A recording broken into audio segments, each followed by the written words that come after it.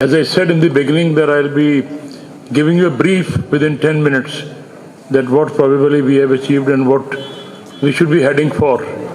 मैं बहुत बारी जब बात करता हूँ और कई बार ये चीज़ें डिस्कस भी करेंगे क्या हम अपने देश में सब कुछ कर सकते हैं, कर पाएंगे। देखिए यूनाइटेड स्टेट्स में जो वो करते हैं उनकी फैसिलिटीज़, उनकी प्रॉब्लम्स, उनकी डाइवर्सिटी वो नहीं है जो हमारे देश में है। हमारे देश में हम कहते हैं ना ये it's a country of diversity. बहुत तरह के धर्म हैं, बहुत तरह के लोग हैं, बहुत तरह की प्रथाएं हैं, बहुत तरह का खाना पीना है। हर 40 कदम के बाद हमारी लैंग्वेज बदल जाती है, कपड़े अलग तरह के होते हैं। तो इतनी डाइवर्सिटी होते हुए क्या हम यूनिफाइड वे में जो हम चाह रहे हैं वो कर पाएंगे कि नहीं, ये प्रश्न बहुत बारी हमारे साइंस में पर्टिकुलरली उठता है।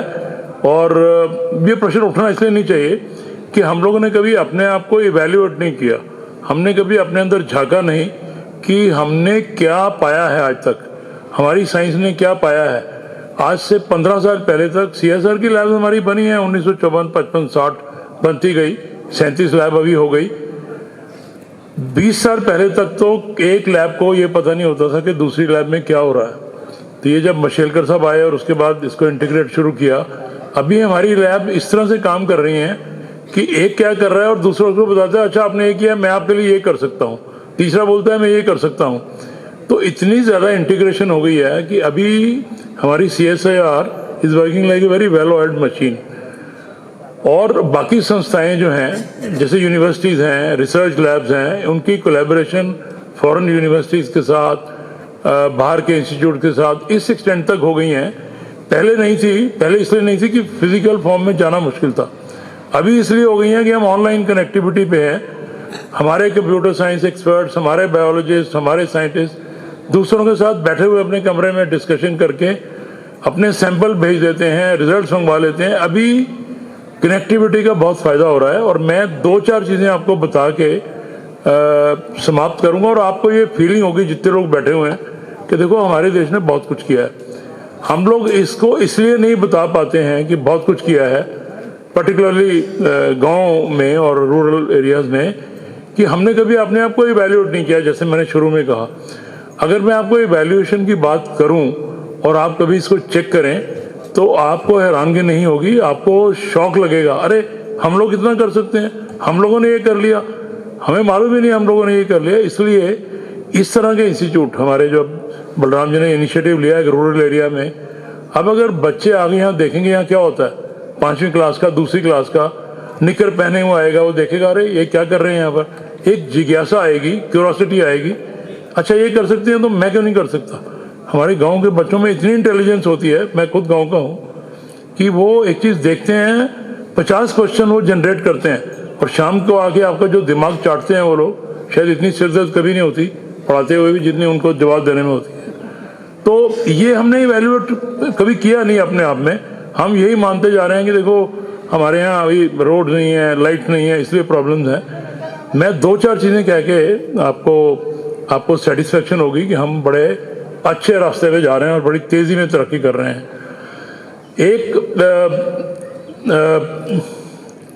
मैं अगर आपको बोलूं कि दूध के क्षेत्र में सबसे ज़्यादा दूध बनाने वाली कौन सी कंट्री है जहां सबसे ज़्यादा मैक्सिमम मिल्क प्रोड्यूस होता है, तो आप बोलेंगे डेनमार्क, अमेरिका, दुनिया भर के नाम लोग लेते हैं जब मैं पूछता हूं, लेकिन वो हमारा देश है।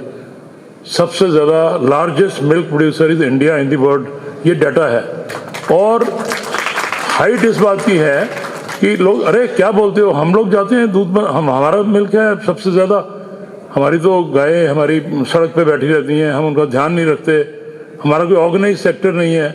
डिस्पाइट ऑल दैट, फिर पिछले सालों से देखें हमारी जो ग्रेजिंग फील्ड्स हैं वो बड़ी नहीं है, कम हुई हैं, क्योंकि अर्बनाइजेशन बहुत हो गया।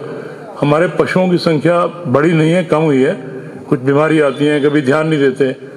हमारा दूध का सेक्टर पहले इतना ऑर्गेनाइज नहीं था, बट अब है। ये 1940 में शुरू हुआ, ये 2 दिन में नहीं हुआ, जो जॉर्ज कुरियन ने जो शुरू किया था और जिस तरह से ऑर्गेनाइज हुआ। लार्जर प्रोड्यूसर हैं, बट अभी हमारे को आप कहते हैं क्या करना है, करना यह है कि जैसे दूसरे देश वैल्यूएबल प्रोडक्ट्स निकालते हैं, वो हम अभी उस जगह पर नहीं पहुंचे। हमारा बहुत सारा दूध वेस्ट हो जाता है, खराब हो जाता है। तो जैसे वो लोग पनीर बनाते हैं, दूसरे प्रोडक्ट्स बनाते हैं, उसकी तरफ ध्यान देना है और दिया जा रहा है। ऐसा नहीं कि नहीं हो रहा। अब ये जो बायो साइंसिस वाले लोग हैं इस पर भी ध्यान दे रहे हैं और इसमें हम बड़ी तेज़ी से तरक्की कर रहे हैं। तो मैं अपने बायोलॉजिस्ट फ्रेंड्स को कहता हूँ कि अपने बच्चों को इनकरेज करो कि वो चीज़ की फैक्ट्रीज लगाएं, उसके रिलेटेड प्रोडक्ट्स की लगाएं, ताकि ये बायोलॉजी में, बायोटेक्नोलॉजी में यूज़ हो सके। दूसरा जो मैं फैक्टर बोलता हूँ अक्सर लोगों को, आप लोग कहते थे हमारा अनाज इतना नहीं है, हम लोग पेट नहीं भर सकते।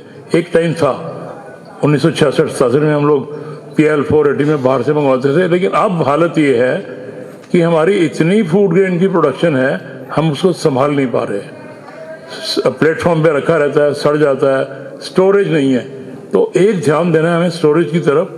लेकिन फ्रूट ग्रेन्स हमने अब इतना कर लिया है कि हमारे किसी पड़ोसी देश को जब मुसीबत होती है तो वसुदेव कुटुंबकम में हमारी जो फिलॉसफी है, हम उसको एकदम हेल्प देते हैं कि देखिए ये ज़रूरत है, ये लीजिए। वैक्सीनेशन का केस आया अभी, जिसको ज़रूरत पड़ी भारत ने दिया, जबकि कहते थे हम तो वैक्सीनेशन जनरेट करने के, बनाने के काबिल ही नहीं है। ऐसा नहीं हुआ, सबसे पहले आया। और जिस तरह से कोविड को हमने हैंडल किया है मेडिकल वर्ल्ड में, इट इज़ ए लेसन। मेरे पास बहुत टाइम नहीं है, लेकिन जो हमारे प्रोटोकॉल से BCG इंजेक्शन देना हम दिया करते थे, लोग, बहुत कंट्रीज के लोग कहते थे क्या ज़रूरत है, आप लोग गलत कर रहे हो। बट जहाँ जहाँ BCG वाला प्रोटोकॉल था, यूरोपियन कंट्रीज देख लीजिए जिन्होंने हमें फॉलो किया, जिन ने हमें फॉलो किया, वहाँ डेथ रेट इतना कम था कि लोग हैरान हुए कि यहाँ क्यों नहीं डेथ हुई।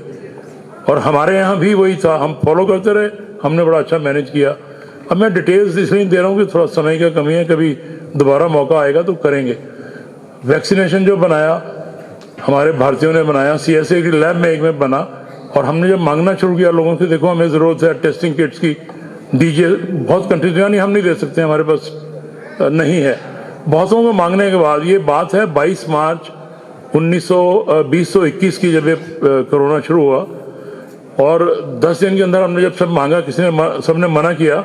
साउथ कोरिया ने बोला अच्छा हम देंगे आपको। और वो जो शिप लोड आया बॉम्बे की तरफ आ रहा था, वो शिप वेंट इनटू स्ट्रे होके वो कहीं साउथ अफ्रीका पहुंच गया अनफॉर्चुनेटली। तो लोगों को पहले कॉन्फिडेंस नहीं था कि हमारे लोग करेंगे या नहीं, बट हमारी अपनी वैक्सीन जो टेस्ट की गई वो इतनी इफेक्टिव थी, हमें ज़रूरत नहीं पड़ी किसी की। उसके बाद PPE किट्स क्या, इंजेक्शंस क्या, वो सारी स्टोरी आपको मालूम है जिस तरह से हमने किया। बहुत सारी चीज़ें हैं जिसमें हमारी कंट्री ने इतना अच्छा किया। एजुकेशन सेक्टर में ले लीजिए, कोर्सेज ले लीजिए, यूनिवर्सिटीज़ ले लीजिए, जहाँ 4 कोर्सेज थे अभी 40 कोर्सेज होते हैं। जिस तरह से हम आगे जा रहे हैं, अगर आप इसको कभी ध्यान से देखें तो आपको बड़ा गर्व महसूस होगा कि हम लोग बहुत आगे जा चुके हैं। स्पेस टेक्नोलॉजी में देखिए हमारी सैटेलाइट्स, दूसरी कंट्रीज कितना खर्च कर रहे हैं और हम कितना कर रहे हैं, आपको बड़ा शौक लगेगा कि हम लोग 100वां हिस्सा खर्च कर रहे हैं जो दूसरे लोगों ने किया है। आज के दिन में सुबह सबसे दुनिया की छोटी सैटेलाइट इन्होंने भेजी है ऊपर, बिल्कुल मिनिमल कॉस्ट के अंदर। तो ये अचीवमेंट कौन करे, ये सारा कुछ हमारे यहाँ अपने आप किया गया है हमारे लोगों के साथ। मेरे साथ एक लड़का काम करता था जब मैं PhD करता था, मेरे फ्लोर के ऊपर, अनंत शर्मा नाम था, और वो इसरो में उसने काम किया। जितना अंदर सैटेलाइट्स में पेंट डिज़ाइन उसने किया, सारा इंडिजिटली डिज़ाइंड है और हम लोग बनाते हैं, करते हैं वहाँ पर। तो हमारे देश ने बहुत कुछ किया है, और उसको आगे बढ़ाने के लिए ज़रूरत थी इस तरह के इंस्टीट्यूट्स की जो बलराम साहब ने यहाँ शुरू किया। जो ये कमी थी ये पूरी होनी शुरू हो जाएगी इनसे, और एक जगह नहीं, बहुत सारी जगह पे होने चाहिए। जैसा कि इनका कितना 20,000 आप बोल रहे हैं, 20,000 बहुत बड़ा नंबर नहीं है हमारे कंट्री का। अगर आप साइज देखें तो यूनिवर्सिटीज़ हैं बहुत, उनके साथ टाई अप करिए, लैब्स के साथ टाई अप करिए, ऐसे इंस्टीट्यूट बहुत आगे आएंगे और हमारी रूरल बेल्ट बहुत आगे जाएगी। एक और दो मैं और लास्ट बातें क्या कि आपको बताऊंगा, जो आप चेक करिएगा। सोलर एनर्जी में लोग बड़ा काम करते हैं, जब भी नाम लेते हैं कहते हैं अरे ये कंट्री वो कंट्री। इंडिया इस वक्त ऑलमोस्ट नंबर 1 है सोलर एनर्जी में। जो हम काम कर रहे हैं कोई नहीं कर पा रहा इतना। और मैंने जब पौंडीचेरी यूनिवर्सिटी टेक ओवर की, मैंने कहा इतना बड़ा कैंपस है, इतनी धूप आती है, हम लोग क्यों बिजली लेते हैं बाहर से। तो हमने सोलर प्लांट लगाया। अब हम सारी बिजली पूरी यूनिवर्सिटी के लिए अपने सोलर प्लांट से लेते हैं, और 1/3 जो सरप्लस है वो पौंडीचेरी सिटी को देते हैं कि लीजिए आप लीजिए। और आप लोगों को पता नहीं होगा, हमारी एक स्टेट है भारत में, अरुणाचल प्रदेश, सिर्फ एक उसके अंदर जो हाइडल प्रोडक्शन बिजली की है, जो कैपेबिलिटी है वो है 60,000 मेगावाट्स पर ईयर। लेकिन हम कितना बना रहे थे 4 साल पहले तक? 500 मेगावाट। अब मोदी की जब गवर्नमेंट आई, मोदी जी ने कहा कि देंगे हम कॉन्ट्रैक्ट, तो उन्होंने अब 20,000 मेगावाट के कॉन्ट्रैक्ट दिए पिछले साल, और 20,000 देने जा रहे हैं। पहले हम इसलिए नहीं दे पाते थे कि चाइना कहता था अरे आप ये सड़क नहीं बनाएंगे, आप इस यूनिवर्सिटी में 20 से 40 सीट कर रहे हैं, इकोनॉमिक्स में नहीं करेंगे। राजीव गांधी यूनिवर्सिटी है वहाँ पर, हम कहते थे अच्छा नहीं करते हैं, डरते थे। अब नहीं डरते हैं, अब कहते हैं हमारा देश है, हम करेंगे। तो हम रोड्स भी बना रहे हैं, यूनिवर्सिटी के अंदर 20 कोर्सेज शुरू कर दिए, हाइडल कॉन्ट्रैक्ट्स दे दिए। तो आप ये सोचिए कि एक स्टेट पूरे देश को केटर कर सकती है हमारी एनर्जी के रिक्वायरमेंट में, तो हम उसको भी कहाँ हमने जनरेट किया, अभी तो उसी को नहीं लिया। तो कोई कमी नहीं है हमारे देश में, सिर्फ एक लाइन देने की जरूरत थी, जो कि अब दी जा रही है और बड़ी तेजी से दी जा रही है, और हम बहुत आगे अग्रसर हो रहे हैं। बाकी सारे डाटाज आप देखेंगे, आपको पता लगता रह जाएगा कि कितना कुछ हो रहा है एजुकेशन सेक्टर में। बहुत चीज़ें सामने नहीं आती, तो इसलिए मुझे बड़ा अच्छा लगा इन्होंने मुझे यहाँ जब कहा आना है। तो काम बहुत होता है, मैं बता रहा हूँ आपको, लेकिन मैंने इमीडिएटली कहा कि मैं आऊँगा। मेरा ख्याल मैंने आधा मिनट लगाया होगा कि जो भी है मैं आऊँगा। और मैं ये अपने जो पीछे यंगस्टर्स बैठे हुए हैं उनको कहने के लिए कह रहा हूँ कि देखो, जितना काम आप करोगे ना, जितना काम होगा उतना ज़्यादा टाइम होगा आपके पास। ये बड़ी माइंड बॉगलिंग स्टेटमेंट मैं दे रहा हूँ। जितना काम होगा उतना ज़्यादा टाइम होगा। जब कुछ काम नहीं होगा आपके पास कोई टाइम नहीं होगा। आपका पहला आंसर मेरे पास टाइम नहीं है। बहुत काम होगा तो आपको और काम देंगे, बोले अच्छा रखिए मैं देखता हूँ कितनी जल्दी करूँगा। तो हम लोग कभी मना नहीं करते कि हमारे पास टाइम नहीं है। टाइम उसके पास होगा जो बहुत काम करेगा। तो आप सारे यंगस्टर्स इस लाइन को फॉलो करो कि जितना कर सकते हैं करेंगे। और किसके लिए कर रहे हैं? देश के लिए कर रहे हैं। जो काम कर रहे हैं, हम सब नेशन बिल्डर्स हैं। हमारी लेडीज़ भी, हमारे बच्चे भी, गांव वाले भी। गांव वाले ज़्यादा कर सकते हैं, और ये एक इनिशिएटिव है बलराम जी का यहाँ पर, जो कि it will go a long way. और हम जितनी सपोर्ट कर सकते हैं करेंगे। हम दूसरे सेक्टर में हैं, लेकिन हम उस सेक्टर के थ्रू जो बेस्ट कर सके हैं इसको प्रमोट करेंगे। और मैं यहाँ आया, मुझे बड़ा अच्छा लगा। कभी आपने एक और लास्ट चीज़ सोची होगी कि शायद आप कभी केनिया जाएं, युगांडा जाएं, डेनमार्क में जाएं, और कंट्रीज़ में जाएं, एडवांस कंट्रीज़ में जाएं। आज से 10 साल पहले जितनी न्यूज़पेपर जर्नल वो छापते थे, न्यूज़ मैगजीन्स वगैरह, वही हैं, ज़्यादा नहीं बढ़ी। मैं एक कंट्री में गया था बहुत साल पहले, वहाँ 3 न्यूज़पेपर होते थे, अभी भी 3 हैं। US में भी ये होता है कि एक न्यूज़पेपर वाला दूसरे से परमिशन लेके पब्लिश करता है, और नीचे लिखा रहता है this is publish with the permission of this. India में इतने न्यूज़पेपर्स हैं इस वक्त, हर भाषा में इतने न्यूज़पेपर्स हैं। आप कभी ट्राई करिएगा, मैं सबके लिए बोल रहा हूँ ये, कि एक न्यूज़पेपर आप देखो, उसकी हेडिंग्स, इशू एक होगा मोदी जी विजिट लखनऊ में, कल देखिएगा, हर का हेडलाइन अलग अलग होगा इसके बारे में, हर एडिटोरियल अलग होगा, कहीं कोई सिमिलैरिटी नहीं मिलेगी। क्रिकेट मैच का देख लोगे, वो भी अलग अलग देगा। कौन लिखता है ये? आप लोग लिखते हो। ब्रेन किसका है? आप लोगों का है। और हमारे न्यूज़पेपर इतने सस्ते हैं कि लोग हैरान होते हैं कि अरे कैसे कर देते हो। हिंदुस्तान टाइम्स ने कहा कि हम फ्री भी दे सकते हैं अगर गवर्नमेंट परमिट करे तो। लेकिन थोड़े इश्यूज हैं। लेकिन आप ये देखिए कि हम लोगों ने कितनी तरक्की करी है। सब लिखते हैं, रात को बैठ के लिखते हैं, सुबह आता है। तो ये हमारा ब्रेन है, हम लोग कर रहे हैं। और हम लोग जिस तरक्की पे, जिस तेज़ी से कर रहे हैं, इट इज़ माइंड बॉगलिंग। तो आपको अपना, you should feel proud of it.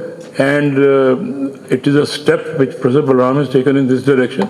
If you all work together, I think our country will be where nobody would have imagined. Thank you very much for giving me this time.